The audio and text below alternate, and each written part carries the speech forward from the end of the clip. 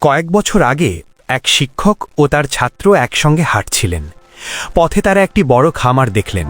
খুব তৃষ্ণা পেয়েছিল, তাই খামারের ভেতরে থাকা একটি ভাঙা বাড়ির কাছে গিয়ে দরজায় কড়া নাড়লেন। একজন লোক দরজা খুলল। তার স্ত্রী ও 3টি সন্তানও ছিল। সবার পোশাক ছিল ছেঁড়া পুরনো। শিক্ষক ভদ্রভাবে পানি চাইলে লোকটি পানি দিল। শিক্ষক জিজ্ঞেস করলেন, আপনার জমি এত বড় কিন্তু চাষ নেই কেন? লোকটি বলল, আমাদের একটা মহিষ আছে, দুধ বিক্রি করে আমরা বেঁচে আছি, এটুকুই আমাদের জীবন। রাতে শিক্ষক ও ছাত্র সেখানে থাকল। গভীর রাতে শিক্ষক ছাত্রকে ডেকে বললেন, চলো যাওয়ার আগে ওদের মহিষটা জঙ্গলে ছেড়ে দিয়ে আসি। ছাত্র অবাক হলেও গুরুর কথা মেনে নিল। তারা মহিষটিকে অনেক দূরে ছেড়ে দিয়ে চলে গেল।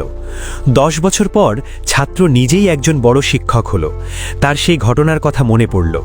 সে ক্ষমা চাইতে আবার সেই জায়গায় গেল।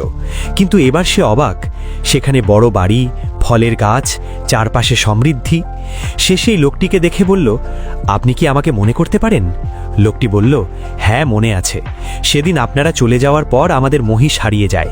তখন বাধ্য হয়ে কাঠ কেটে বিক্রি করি, জমিতে চাষ শুরু করি, পরে ফলের গাছ লাগাই। এখন আমি এই এলাকার সবচেয়ে বড় ফল বিক্রেতা। ছাত্র বলল, আপনি তো আগেও এটা করতে পারতেন। লোকটি উত্তর দিল, হ্যাঁ পারতাম, কিন্তু মহিষ থাকায় চেষ্টা করিনি। সেটা চলে যাওয়ার পরই বুঝেছি আমাকে বদলাতেই হবে। নৈতিক শিক্ষা। আমাদের জীবনেও একটা মহিষ থাকে, যেটা আমাদের আটকে রাখে। যতদিন সেটা থাকে আমরা বদলাতে চাই না। হয়তো সেটাকে ছেড়ে দিলেই জীবনের আসল শক্তিটা বেরিয়ে আসবে। সাহস করো, দড়িটা কেটে দাও। হারানোর কিছু নেই, পাওয়ার আছে অনেক কিছু। জন ছিল খুব সাধারণ আর খাটিয়ে এক ছেলে। সারাদিন তপ্ত রোদে খামারে কাজ করে সে তার দিন কাটাত। সে ছিল খুব সৎ আর দয়ালু। একদিন তার মালিক খুশি হয়ে তাকে এক বড় টুকরো সোনা উপহার দিল, ভারী, চকচকে আর অনেক দামি। জন তো বিশ্বাসই করতে পারছিল না। সে ভাবল, এবার আমার জীবনটা সত্যিই বদলে যাবে। খুশি মনে সোনাটা নিয়ে সে নিজের গ্রামের দিকে রওনা দিল। কিন্তু কিছুক্ষণ হাঁটার পর সেই সোনাটা তার কাছে বড্ড ভারী মনে হতে লাগল। প্রতিটি পা ফেলা যেন তার জন্য কঠিন হয়ে যাচ্ছিল। পথে এক লোকের কাছে একটা সুন্দর ঘোড়া দেখে জন আর বেশি কিছু না ভেবেই সোনার বদলে ঘোড়াটা নিয়ে নিল। এবার তার নিজেকে রাজার মতো মনে হলো। কিন্তু সেই ঘোড়া ছিল বড্ড বুনো।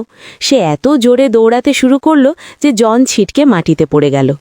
সারা শরীরে ব্যথা নিয়ে সে যখন ধুঁকছিল, তখন এক কৃষকের কাছে একটা শান্ত গরু দেখে সে ঘোড়াটা বদলে গরুটা নিয়ে নিল। সে ভাবল, এবার অন্তত শান্তিতে থাকা যাবে। কিন্তু কয়েকদিন পর সেই গরু দুধ দেওয়া বন্ধ করে দিল। জনের শান্তি আবার উবে গেল। এরপর সে গরু বদলে একটা মোটা শূকর নিল।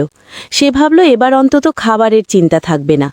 কিন্তু সেই শূকরটা ছিল বড্ড নোংরা আর সারা রাত এত চিৎকার করত যে জন ঘুমাতেই পারছিল না। তাই সে এক লোকের কাছে শূকরটা বদলে একটা সুন্দর সাদা রাজহাঁস নিল। রাজহাঁসটা ছিল শান্ত আর সুন্দর। অনেকদিন পর জন একটু স্বস্তি পেল। একটু পরে সে এক লোককে দেখল পাথর দিয়ে ছুরি ধার করছে। জন ভাবল, এই পাথরটা থাকলে তো আমি নিজেই কাজ করে টাকা আয় করতে পারবো। সে হাসি মুখে হাঁসটা দিয়ে পাথরটা নিয়ে নিল। সে মনে মনে ভাবছিল এবার তার জীবন কত সুন্দর হবে। কিন্তু একটি ছোট্ট ব্রিজ পার হওয়ার সময় হঠাৎ তার পকেট হালকা হয়ে গেল। সে তাকিয়ে দেখল পাথরটা টুপ করে নদীর জলে পড়ে তলিয়ে গেল।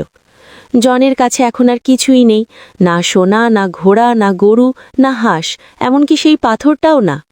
সাধারণ কেউ হলে হয়তো কান্নাকাটি করত বা কপাল চাপড়াত, কিন্তু জন কি করল জানেন? সে হাসতে শুরু করল। আনন্দে সে রাস্তার ধারেই নাচতে লাগল। সে বুঝতে পারল যে সারা পথ সে জিনিসের পেছনে ছুটছিল, সোনা, পশু বা পাথর। ভেবেছিল এগুলো তাকে সুখী করবে, কিন্তু আসল সুখ তো তার নিজের ভেতরেই ছিল। সেদিন জন যা পেল তার নাম মুক্তি। কোনো বোঝা ছাড়াই নিজের মতো করে খুশি থাকার স্বাধীনতা। আপনার কি মনে হয়, সুখী হতে আমাদের আর কত কিছুর প্রয়োজন? আমরা কি শুধু জিনিসপত্র জমা করছি, নাকি সত্যিই যা প্রয়োজন তা নিয়ে বাঁচতে শিখছি? আপনার জীবনের এমন কোনো বড় হারানো কি আছে, যা পরে আপনাকে সবথেকে বড় শিক্ষা দিয়ে গেছে? কারণ মাঝে মধ্যে সবকিছু হারিয়ে ফেললেই আমরা আসলে নিজেদের খুঁজে পাই।